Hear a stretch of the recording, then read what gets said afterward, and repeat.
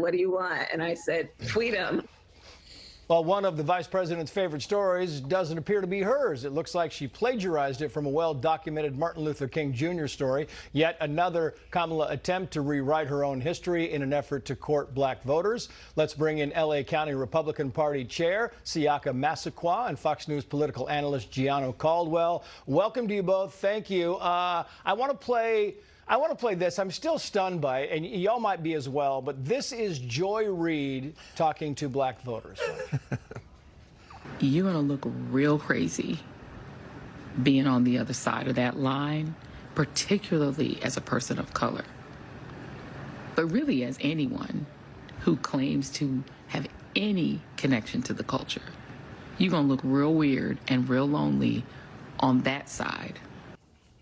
I mean, Siaka, it's embarrassing to say to yourself, much less on public, on video. It's actually super insulting. First of all, thank you for having me here. Of course.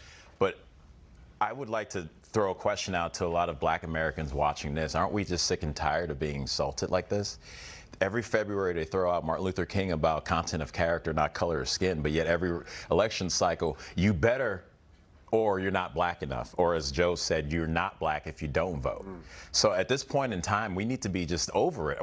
We're individuals, we're human beings that our melanin count, yes, is high, but we also remember she helped lock up a lot of black men that look like me. We also remember that she didn't laugh about it, talking about Tupac's her favorite artist smoking marijuana all day. She has been a living contradiction, all the while wanting open borders and wanting us to pay for criminals who come in. And I'm sorry, even if it's the mother with her child or the MS-13 gang member, when you're crossed, that was illegal. You committed a crime. Let's be honest. Meantime, Gianno Caldwell, Black Lives Matter, not happy about this, saying, quoting here, installing Kamala Harris as the Democratic nominee and an unknown vice president without any public voting process would make the modern Democratic Party a party of hypocrites. I mean, what do you think about that, Gianno? Is that a fair assessment? Well, I mean, who would have known that in 2024 would many of us be agreeing with Black Lives Matter, but here we are.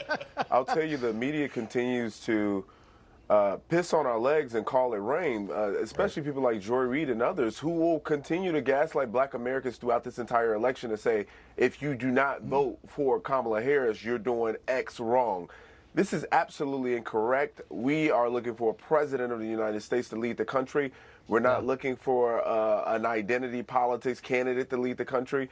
And that's what black Americans are going to be facing this election cycle. They know that they've been bleeding black voters under Joe Biden, and Donald Trump has been gaining them. He's been going into those communities and looking to get those folks onto his side. They need to do the real work, and they've not been doing that for decades. They've been failing our community.